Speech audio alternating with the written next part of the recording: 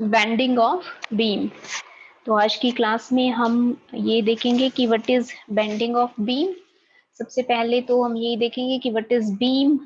और जैसे कि हम इस चैप्टर में शुरुआत से यही पढ़ रहे हैं कि भाई अगर हम एक्सटर्नल फोर्स अगर किसी सॉलिड ऑब्जेक्ट के ऊपर लगाते हैं तो उसके अंदर जो भी डिफॉर्मेशन प्रोड्यूस होती है तो वो किस तरह से डिफॉर्मेशन प्रोड्यूस होती है, क्या रिस्पॉन्सिबल है डिफॉर्मेशन के लिए। जैसे हमने पिछली क्लास में भी जब टॉर्जन ऑफ सिलेंडर किया था तो वहाँ पे मोमेंट ऑफ फोर्स की वैल्यू हमने कैलकुलेट की थी। तो ये जो हमारा आर्टिकल है इसमें भी हम किसकी वैल्यू कैलकुलेट करेंगे, मोमेंट की वैल्यू ही कैलकुलेट करेंगे कि moment of force that is responsible for bending of beam, उसको हम बेंडिंग मोमेंट भी कहते हैं। तो बेंडिंग मोमेंट हम निकालेंगे, इंटरनल बेंडिंग मोमेंट क्या होता है, एक्सटर्नल बेंडिंग मोमेंट क्या होता है। तो आज की क्लास में हम सिर्फ यही देखेंगे कि बीम क्या होती है और बीम का स्ट्रक्चर कैसा होता है, और जब हम उस पे फोर्स अप्लाई करते हैं तो फोर्स की एप्लीकेशन के साथ क्या क्या उसके अंदर चेंजेस आते हैं और किस तरीके से चेंजेस प्रोड्यूस होते हैं, और बेंडिंग मोमेंट क्या होता है। सो लेट अस सी। सबसे पहले हम ये देखेंगे कि व्हाट इज अ बीम। तो बीम क्या होती है आपकी, a beam is a rod of uniform rectangular और सर्कुलर क्रॉस सेक्शन। रेक्टेंगुलर या सर्कुलर क्रॉस सेक्शन की एक यूनिफॉर्म क्रॉस सेक्शन की कोई भी रोड हो जिसकी length is very large as compared to its width और थिकनेस। विड्थ अगर हम रेक्टेंगुलर लेते हैं उस केस में हम विड्थ कह रहे हैं, अगर हम सर्कुलर लेते हैं उस केस में हम क्या कह रहे हैं, आपका थिकनेस की बात कर रहे हैं। तो थिकनेस या फिर विड्थ के कंपैरिजन में अगर लेंथ उस रोड की बहुत ज्यादा हो और यूनिफॉर्म उसका एरिया ऑफ क्रॉस सेक्शन हो तो इस तरीके की रोड को हम क्या कह सकते हैं, बीम कह सकते हैं। ठीक है। अब ये जो हमने चीज ली है कि इसकी लेंथ बहुत लार्ज हो as compare to its width और थिकनेस, ये इस वजह से ली है so that the shearing stresses over any section of this beam are negligibly small। अगर हम उस बीम का कोई भी सेक्शन देखें, मतलब कोई भी लार्ज बीम है हमारी, उसका हम कोई भी सेक्शन इन बिटवीन से हम चेक करना चाहें तो जो भी स्ट्रेस की वैल्यू हो, शेयरिंग स्ट्रेस की वैल्यू, वो बहुत ही स्मॉल आए। इस वजह से उसकी लेंथ बहुत लार्ज ली जाती है in comparison to its width और थिकनेस। जो आपके अर्लियर हम जो घर बनाते थे या फिर अभी भी जो कंस्ट्रक्शन करते हैं तो बीम्स बीच में हम उसके अंदर डालते हैं, वही सिंपल यहाँ पे बीम है ये आपकी, जो रेक्टेंगुलर भी हो सकती है और सर्कुलर भी हो सकती है। अब सर्कुलर क्रॉस सेक्शन कंसीडर करने की बजाय हम यहाँ पे आपका रेक्टेंगुलर क्रॉस सेक्शन की बीम लेके चल रहे हैं, और उस बीम को हम कैसे बना सकते हैं। जैसे सिंपली आपका इरेजर होता है, वो बहुत ही छोटा सा ब्लॉक है, रेक्टेंगुलर ब्लॉक, उसका मैं बहुत बड़ा सा आपका पार्ट ले लूं, मतलब कि बहुत सारे इरेजर्स हम वन बाय वन प्लेस करते जाएं तो उससे जो आपकी रॉड जैसी बन जाएगी वो रॉड आपकी क्या हो सकती है, बीम हो सकती है। और उसका उसका जो लेंथ है वो उसकी विड्थ के कंपैरिजन में बहुत ज्यादा होना चाहिए। तो इट मीन्स मैंने मान लीजिए 50 या फिर 100 इरेजर्स को वन बाय वन प्लेस कर दिया और उसके बाद जो भी स्ट्रक्चर बनेगा उसको मैं क्या कह रही हूँ, बीम कह रही हूँ, और जो कि रेक्टेंगुलर बीम का एग्जांपल है। This beam may be considered as consisting of a number of thin plain horizontal layers placed one above the other। जैसे आपकी बुक होती है, बुक में क्या होते हैं आपके रेक्टेंगुलर पेजेस होते हैं, तो ये जो पेजेस को वन बाय वन प्लेस करके आपने वो जो बुक बनाई है, बिल्कुल इसी तरह से प्लेन हॉरिजेंटल लेयर्स को एक के ऊपर एक प्लेस करके हम रेक्टेंगुलर बीम को जनरेट कर सकते हैं। हम ये मान सकते हैं कि उस तरीके की प्लेन हॉरिजेंटल लेयर्स से मिलके हमारी बीम बनी हुई है। ईच प्लेन लेयर, अब हमने बहुत सारे जैसे पेजेस की बात की, अब उन पेजेस को हम किस तरह से कंसीडर कर सकते हैं कि भाई वो पेज कैसे बना होगा। तो each plane layer consist of a number of parallel longitudinal metallic fibers। इसको हम कैसे एक्सप्लेन कर सकते हैं? अब आप अपनी कॉपी का एक पेपर, एक पेज कंसीडर करके चलो। अब उस पेज की जो आपकी एंड वाली जो लाइन होती है, बिल्कुल बारीक सा उसके थिकनेस आपको दिखाई दे रहा होता है। अब उतनी थिकनेस के मैं मान लीजिए आपके बहुत सारे वायर्स को 1 बाय 1 प्लेस कर दूं। उन वायर्स को मैं यहाँ पे क्या कह रही हूँ?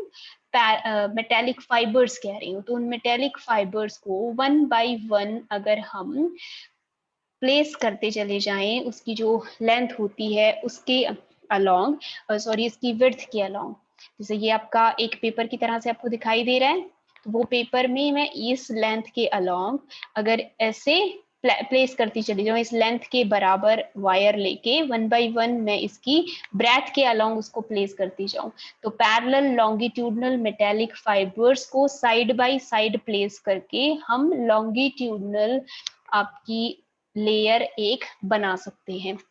ठीक है, और ये जो हमने मेटेलिक फाइबर्स लिखे या बताए कि मेटेलिक फाइबर्स प्लेस करके, इन मेटेलिक फाइबर्स को लॉन्गिट्यूडनल फिलामेंट्स कहा जा सकता है आपका, या कहा जाता है जब हम इसका स्ट्रक्चर एक्सप्लेन करते हैं। तो जब हमने पहले कहा कि जो हमारी बीम है वो इस तरीके के लेयर्स से मिलके बनी हुई होती है, हॉरिजॉन्टल प्लेन लेयर्स से मिलके, और उसके बाद जो एक लेयर है वो लेयर कैसे बनी हुई होती है? इस तरीके के हॉरिजॉन्टल फिलामेंट्स को 1 by 1 side by side place करके हमने क्या बना रखा है आपका? एक लेयर को बना रखा है। तो ये जो स्ट्रक्चर है ये आपका यहाँ से इंडिविजुअल एक लेयर को यहाँ पे रिप्रेजेंट करके दिखाया है, जिसमें हमने फिलामेंट्स दिखाए। ठीक है, अब हमने इस तरह से इसको क्यों एक्सप्लेन किया है कि भाई ये इस तरीके के लॉन्गिट्यूडनल फिलामेंट्स से मिलके बना हुआ है। अब इस बीम के एंड्स के ऊपर अगर हम फोर्स अप्लाई करते हैं, तो ये जो अपने फिलामेंट्स माने हैं ना, बहुत सारे फिलामेंट्स यहाँ पे ड्रॉ कर दिए, बहुत सारी लाइंस दिखाई दे रही हैं आपको। इन लाइंस की जो लेंथ है, उस लेंथ के अंदर हम डिफॉर्मेशन ऑब्जर्व करते हैं।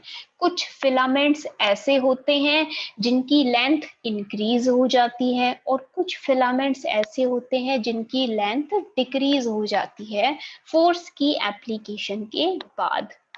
ठीक है, इसको एक्सप्लेन करने के लिए, जो चेंज हम ऑब्जर्व करते हैं उसको एक्सप्लेन करने के लिए हमने माना है कि जो हमारे लॉन्गिट्यूडनल लेयर्स हैं वो इस तरह के फिलामेंट्स से मिलके बने हुए हैं। ठीक है, तो ये हो गया आपका बीम का स्ट्रक्चर कि बीम हमारी किस तरीके की होती है। अब यहाँ पे कोई एक आपकी रेक्टेंगुलर बीम थी, और उसके दोनों एंड्स के ऊपर मैंने क्या अप्लाई कर रखा है? फोर्स अप्लाई कर रखा है, और फोर्स की एप्लीकेशन के बाद ये आपकी डिफॉर्म्ड शेप है। कोई भी एक पर्टिकुलर सेक्शन है बीम का, और वो क्या हो गया है आपका? बैंड हो गया है, और वो बैंड सेक्शन हमने यहाँ पे रिप्रेजेंट किया है।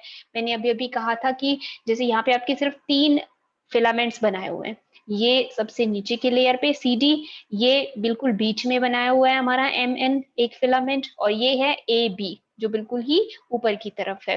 तो हमने यहाँ पे 3 ही फिलामेंट्स यहाँ पे दिखाए हुए हैं।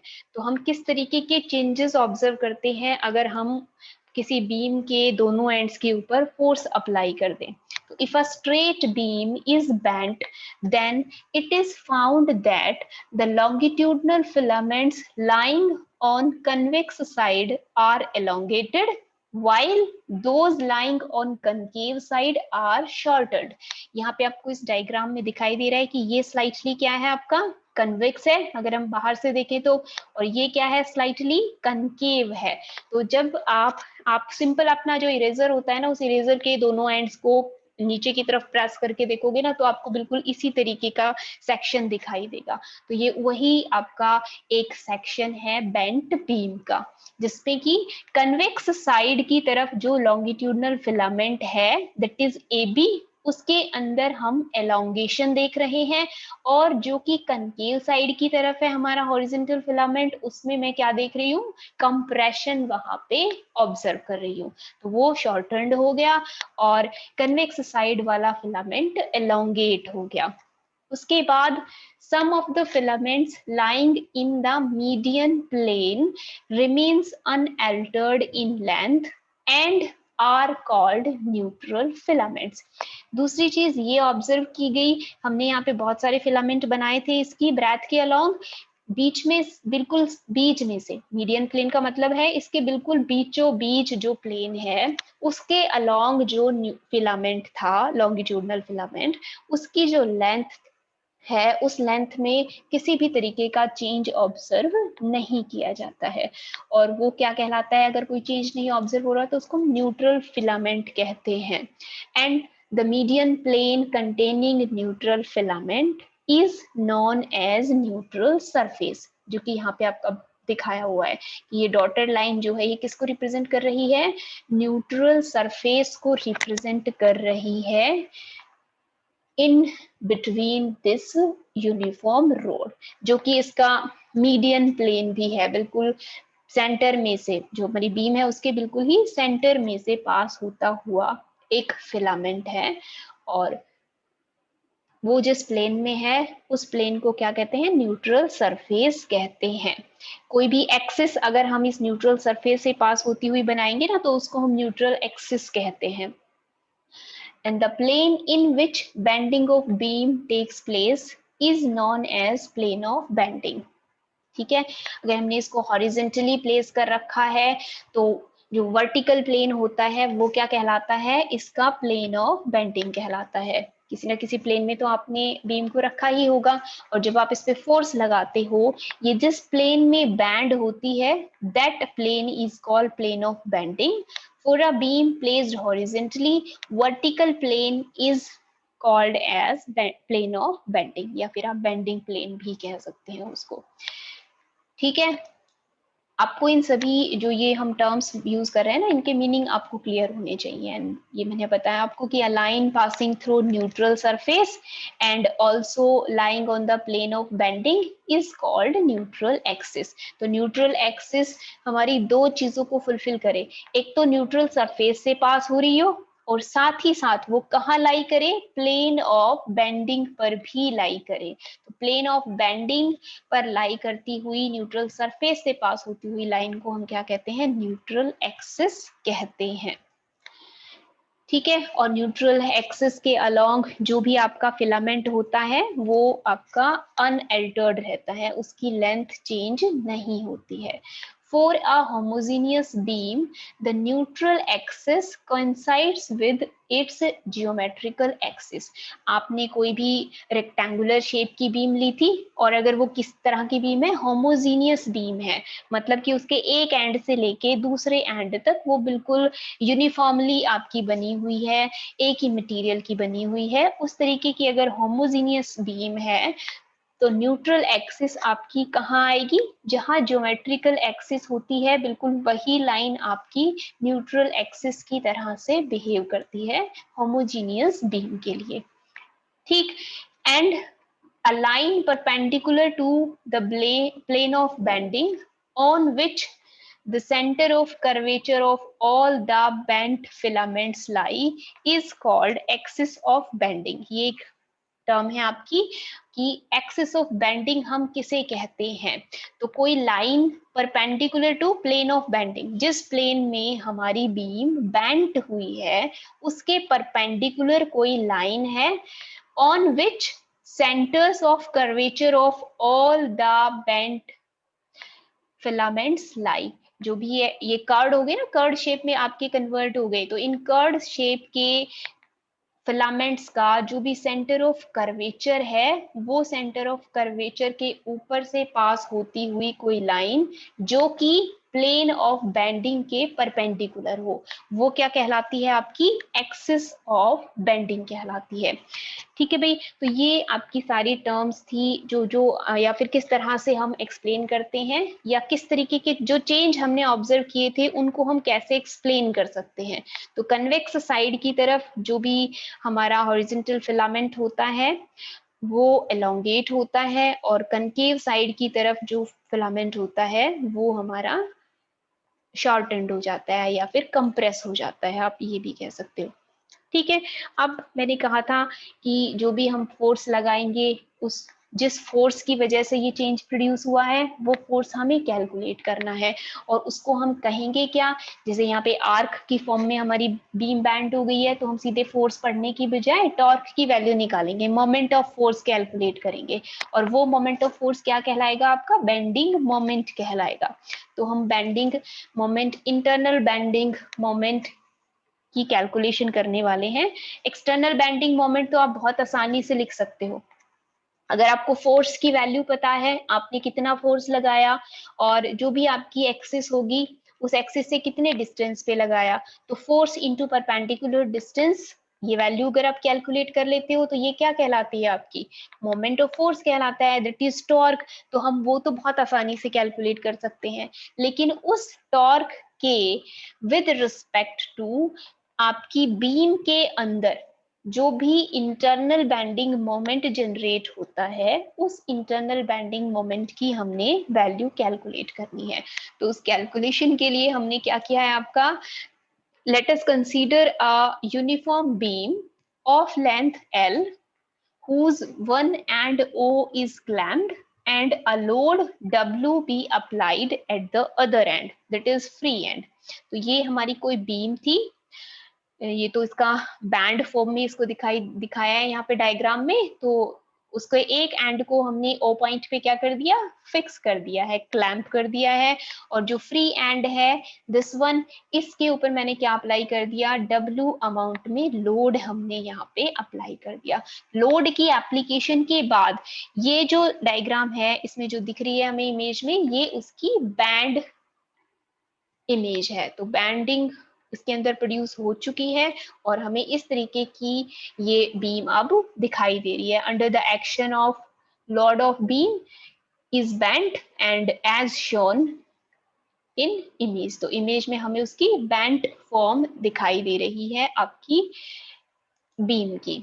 Now take this clamped end as origin, ये जो हमारा क्लैम्प्ड एंड है, फिक्स्ड एंड, इसको हम मान लेते हैं कि ये क्या है आपका ओरिजिन है, और जो फ्री अनबेंट पोजीशन है ये वाली ओ से लेके ये जो डॉटेड लाइन हमारी पास हो रही है, इसको हम कह देते हैं कि ये हमारी एक्स एक्सिस की तरह से बिहेव कर रही है, और यहाँ से लेके यहाँ तक ये जो बेंट होने के बाद आपकी बीम आपको दिखाई दे रही है, ये इतना इसके अंदर डिप्रेशन प्रोड्यूस हो गया है आपकी बीम में। तो आगे आने वाले जो हमारे टॉपिक्स होंगे उनमें हम depression produced in beams calculate करेंगे, तो कितना डिप्रेशन प्रोड्यूस हुआ है, वाई एक्सिस में वो कितनी बेंट हो गई है डाउनवर्ड डायरेक्शन में, इसकी वैल्यू हम कैलकुलेट करेंगे। तो अब यहाँ पे now let us consider a transverse section of beam passing through a point A. Transverse का मीनिंग आप सभी को पता है, जैसे ये लाइन यहाँ से पास कर रखी है ना, यहाँ से बीम के अंदर से, तो बीम की जो लेंथ है उसके परपेंडिकुलर डायरेक्शन में, तो ए से पास होता हुआ मैंने कोई यहाँ पे क्या मान लिया, एक ट्रांसवर्स सेक्शन मान लिया है इस बीम का, ठीक है। और ये ट्रांसवर्स सेक्शन इस क्लैम्प्ड एंड से एक्स डिस्टेंस के ऊपर है, ठीक। और उसके बाद की जो बीम की लेंथ है वो क्या रह जाएगी फिर, अगर ये x है तो टोटल लेंथ अगर l थी तो इसको हम कैसे लिख सकते हैं, l माइनस x लिख सकते हैं, ठीक है भाई। तो कोई आर्बिट्रेरी हमने सेक्शन मान लिया है, ट्रांसवर्स सेक्शन, जो कि a पॉइंट से पास हो रहा है। नाउ जो ये ए एन पोर्शन है यहाँ पे जो अपना माना हुआ है ए एन, कंसीडर ये कर लेते हैं कि this portion is in equilibrium. तो इक्विलिब्रियम स्टेट में आपने जितना भी फोर्स इसके फ्री एंड पर लगाया होगा उसके इक्वल अमाउंट में जो भी रिएक्शन है वो कहाँ प्रोड्यूस होनी चाहिए, फिक्स्ड एंड के ऊपर प्रोड्यूस होनी चाहिए। तो फिक्स्ड एंड की बजाय हमने यहाँ पे कोई भी आर्बिट्रेरी सेक्शन मान लिया है बीच में, ठीक है। इन जनरल ये होता है कि जब हम फ्री एंड के ऊपर फोर्स लगाते हैं तो जो फिक्स्ड एंड होता है उस फिक्स्ड एंड पे रिएक्शन आपकी जनरेट होती है, तो जितना भी फोर्स आप लगाओगे यहाँ पे उसके इक्वल बट अपोजिट डायरेक्शन में आप रिएक्शन ऑब्जर्व करोगे एज पर Newton's third law of motion.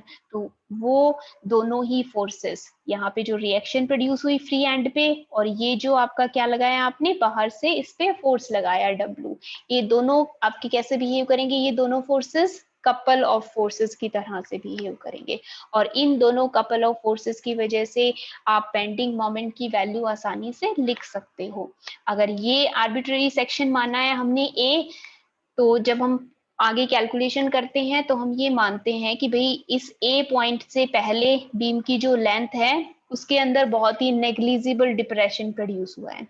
ठीक है, डायग्राम में जो दिख रहा है ये आपको काफी ज्यादा दिखाई दे रहा है। तो यहाँ मैं फॉर एग्जांपल मैं यहाँ पे कहूँ आपको, जहाँ ये रेड डॉट है, इस रेड डॉट से मान लो कोई आपका सेक्शन पास हो रहा है, ट्रांसवर्स सेक्शन। तो रेड डॉट से पहले ये जो आपने हॉरिजॉन्टल लाइन बनाई है, डॉटेड लाइन, इससे इसके ऊपर है ये, तो यहाँ तक की जो लेंथ है बीम की उसमें कोई भी सिग्निफिकेंट डिप्रेशन हमारा प्रोड्यूस नहीं हुआ है। ठीक है, तो उसी तरीके से ये कोई आर्बिट्रेरी पॉइंट माना है आपका। डिप्रेशन यहाँ पे बहुत ज्यादा दिखा रखा है, लेकिन इन जनरल ये बहुत स्लाइटली डिप्रेस होता है। जब ये आपका लैब में एक्सपेरिमेंट भी होता है तो वहां पे आप ऑब्जर्व करोगे कि नेकेड आइज से तो हमें ये पता भी नहीं चल पाता कि डिप्रेस हुआ है या फिर नहीं हुआ है। ठीक है भाई, तो कोई भी आर्बिट्रेरी हमने ये सेक्शन मान लिया है ए से पास होता हुआ, और इन इक्विलिब्रियम अगर यहाँ पे मैंने डब्ल्यू अमाउंट में फोर्स लगाया है तो इसके ऊपर भी अपवर्ड डायरेक्शन में आपकी रिएक्शन वर्क करेगी, जो कि वर्टिकली अपवर्ड डायरेक्शन में होगा फोर्स डब्ल्यू। ठीक है, तो ये डब्ल्यू और ये डब्ल्यू दोनों मिलके क्या बनाएंगे, आपके कपल ऑफ फोर्स बनाएंगे। और ये कपल ऑफ फोर्स इस बीम को क्या कर सकता है, क्लॉकवाइज डायरेक्शन में रोटेट कर सकता है।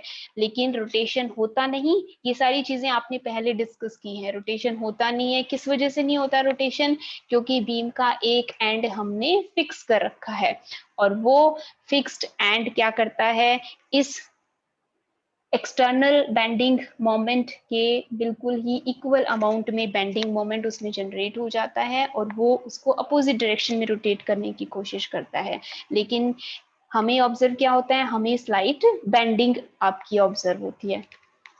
Now these two unlike equal parallel forces that constitute a couple having a moment W into L minus X, जो भी अभी मैंने दो आपको फोर्सेस बताए W और W, जो कि दो एंड्स पे हैं, एक ऊपर की तरफ है और एक नीचे की तरफ है। तो जो लेंथ है, जितनी लेंथ के ऊपर आपने फोर्स अप्लाई किया उस लेंथ से अगर आप फोर्स को मल्टीप्लाई कर दोगे तो आप किसकी वैल्यू लिख सकते हो, मोमेंट की वैल्यू लिख सकते हो। तो W into L minus X. This couple has a tendency to rotate the beam in clockwise direction and is called external bending moment. तो external bending moment हमें जहां भी लिखना होगा वो हम इसी तरह से लिखेंगे, फोर्स की वैल्यू लेंगे और जो भी परपेंडिकुलर डिस्टेंस होगा रिक्वायर्ड पॉइंट से उस एंड का, उससे उसको मल्टीप्लाई कर देंगे, and that will be external bending moment. In the bent beam, जो भी हमारी बीम है जो बेंट हो गई है, उसका हमने कहा था कि बिल्कुल सेंटर से जो लाइन पास हो रही होती है वो हमारी क्या होती है, न्यूट्रल एक्सिस होती है। तो ये हमारी बेंट बीम का ही एक पर्टिकुलर सेक्शन यहाँ पे हमने ड्रॉ किया है, और उस सेक्शन में से एम एन जो है किसे रिप्रेजेंट कर रहा है, आपकी न्यूट्रल एक्सिस को रिप्रेजेंट कर रहा है। ठीक है, एंड द फिलामेंट्स अबाउ इस पर्टिकुलर न्यूट्रल एक्सिस से ऊपर की तरफ जो भी आपके फिलामेंट्स हैं वो सारे एलोंगेट हो जाते हैं आपके, और इसके नीचे जो भी आपकी लेयर्स हैं, फिलामेंट्स हैं, वो सारे क्या हो जाते हैं, आपके कॉन्ट्रैक्टेड हो जाते हैं। ठीक है, और साथ ही साथ हम एक और चीज यहाँ पे कहते हैं कि किसी पर्टिकुलर फिलामेंट में कितनी एलोंगेशन प्रोड्यूस हुई या कितनी कॉन्ट्रैक्शन प्रोड्यूस हुई, ये किस पे डिपेंड करता है, ये उसके डिस्टेंस पे डिपेंड करता है कि न्यूट्रल एक्सिस से वो कितने डिस्टेंस के ऊपर है। ठीक है, तो ये जो बात अभी अभी हमने कही कि एलोंगेशन या कॉन्ट्रैक्शन डायरेक्टली प्रोपोर्शनल होती है उस पर्टिकुलर फिलामेंट के डिस्टेंस के, जो कि न्यूट्रल एक्सिस से उसका है। तो यहाँ पे जैसे z से दिखा रखा है, तो z की वैल्यू जितनी ज्यादा होगी एलोंगेशन और कॉन्ट्रैक्शन भी उतनी ही ज्यादा होगी। ठीक है भाई, तो ये चीज आपको आ गई होगी समझ में कि फिलामेंट्स अबाउ इट जो कि कन्वेक्स साइड की तरफ हैं वो एलोंगेट होते हैं, और जो कनकेव साइड की तरफ है इससे नीचे वो सारे के सारे आपके कॉन्ट्रैक्ट होते हैं।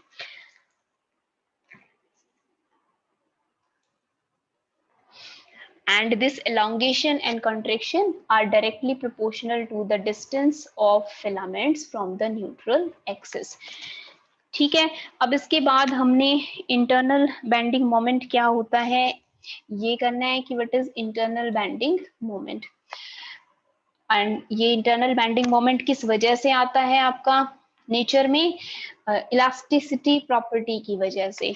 Owing to elasticity property of the beam material, internal forces are also developed above and below the neutral axis and constitute a couple in anti-clockwise direction. क्योंकि जो हमारी बीम है वो इलास्टिक है नेचर में, जितने भी सॉलिड्स होते हैं वो सारे इलास्टिक होते हैं, कोई कम होता है कोई ज्यादा होता है, तो इलास्टिसिटी प्रॉपर्टी की वजह से इंटरनल फोर्सेस डेवलप हो जाते हैं अबाव एंड बिलो, जो आपकी चेंजेस प्रोड्यूस हुए हैं उनके against, and they constitute a couple in anti-clockwise direction. जिस भी डायरेक्शन में आपका एक्सटर्नल फोर्स उसको मूव करवाना चाह रहा था बीम को, उसके अपोजिट डायरेक्शन में आपका इंटरनल बेंडिंग मोमेंट जनरेट हो जाता है। And this internal couple in equilibrium state just balances the external bending couple. और इक्विलिब्रियम स्टेट में ये दोनों क्या होने चाहिए, एक दूसरे के इक्वल होने चाहिए। And the moment of this balancing couple formed by forces of elongation and contraction at the section Mn is called internal bending moment at that section. ठीक है, तो इन इक्विलिब्रियम पोजीशन Mn के along जो भी आपका opposite direction में moment generate होता है वही क्या कहलाता है, आपका इंटरनल बेंडिंग मोमेंट कहलाता है। और इंटरनल बेंडिंग मोमेंट को ही हम सिंपली बेंडिंग मोमेंट भी कहते हैं। तो जो हमने कैलकुलेट करना है वो क्या है, इंटरनल बेंडिंग मोमेंट है, उसी को ही बेंडिंग मोमेंट कहते हैं। और वो आपका मैथमेटिकली किसके बराबर होता है, एक्सटर्नल बेंडिंग मोमेंट के बराबर होता है।